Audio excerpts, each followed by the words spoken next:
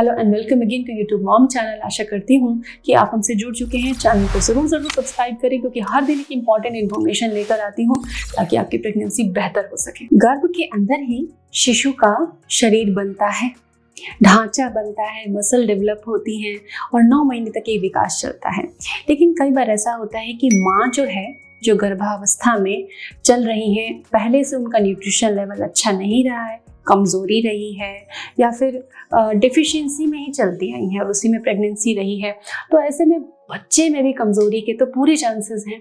सो pregnancy के दौरान आप में अवेयरनेस आती है कि आप में प्रेग्नेंट हो, अब मैं क्या ऐसा करूं कि मेरा बच्चा बहुत स्ट्रांग हो, मजबूत हो, क्योंकि जो न्यूट्रिशन लेवल है शिशु के जन्म के बाद भी वो इन्फ्लुएंस करता है कि बच्चे का डेवलपमेंट, बच्चे का ग्रोथ। अब आपके अंदर कैल्शियम की भारी कमी है तो बच्चे की हड्डियों का ही विकास अच्छे से नहीं होगा।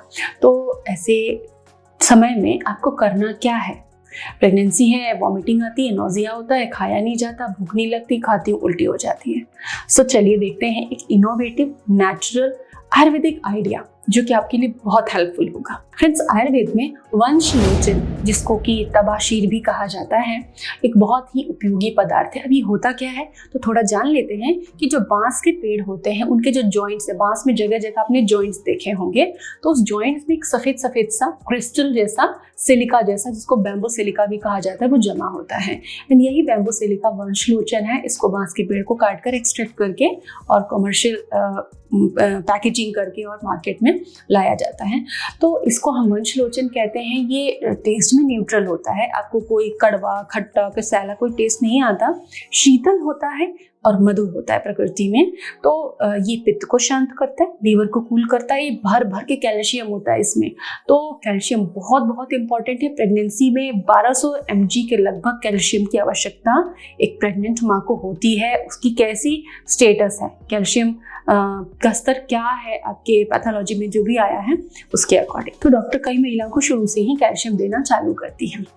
तो ऐसे में अगर आप नहीं ले पाते हो तो वंशलोचन को भी आप अपने डॉक्टर से पूछ कर, प्रेगनेंसी में आपको नहीं पता कि डॉक्टर ने जो दवाएं दी हैं वो कितनी कैपेसिटी की हैं, आपको कितना लेना है, तो डॉक्टर से आप पूछ लीजिए कि क्या हम ये चीज़ें ले सकते हैं। तो अगर आपको कैल्शियम की डोजेस कम है, दवा नहीं पच रही, नहीं ले पा रहे, तो वंशलोचन 2 से 3 ग्राम वंशलोचन सेफ है, कम मात्रा में सेफ है। इसको आप मुंह में रख के, अगर क्रिस्टल मिला है आपको तो चूस सकते हैं। जैसे सुबह आपको बहुत नोजिया, वॉमिटिंग आ रही है तो ये उसको भी शांत कर देता है। पानी में थोड़ा सा मुश्किल से घुलता है तो चूस कर या पानी में मिलाकर या किसी फूड में ऐड करके भी आप इसको ले सकते हैं। एक दिन में 5 ग्राम से आप कम मात्रा में ही इसका इस्तेमाल करें अगर आप रेगुलर यूज कर रहे हैं। तो वंशलोचन के ज़्यादा क्वांटिटी में खाने से, अगर आप 2-2 चम्मच भर के खा रहे हो तो नुकसान है, लेकिन सीमित मात्रा में खाते हो, आप 2 से 3 ग्राम तक खाते हो, 5 ग्राम से कम लेते हो, मतलब एक चाय का चम्मच जो है उतना अगर आप ले लेते हो फूड के अंदर ऐड करके, तो आपको कोई भी प्रॉब्लम नहीं होगी।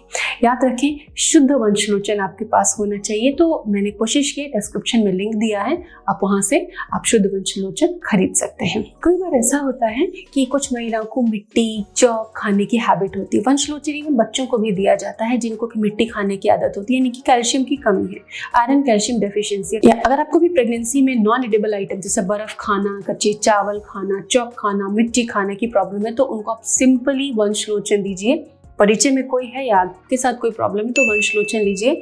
जैसे ही आपको हेल्दी न्यूट्रिशन मिलेगा, आपकी वो बैड हैबिट्स छूट जाएंगी, क्योंकि उनके खाने से आपको इन्फेक्शन का बहुत ज़्यादा खतरा रहता है। जो गंदी चीज़ें क्रेविंग्स में इंसान खा लेता है, मिट्टी, चौक वगैरह, तो वंशलोचन इन सब हैबिट्स को छुड़ाने के लिए बहुत ही परफेक्ट है। इसको तबाशीर भी कहा जाता है। अगर आप ऑलरेडी ले रही हैं, अगर आपने मेरे प्रीवियस वीडियोस देखे हैं वंशलोचन पर, तो नीचे कमेंट करके बताएं कि क्या आप उसे यूज़ कर रही हैं।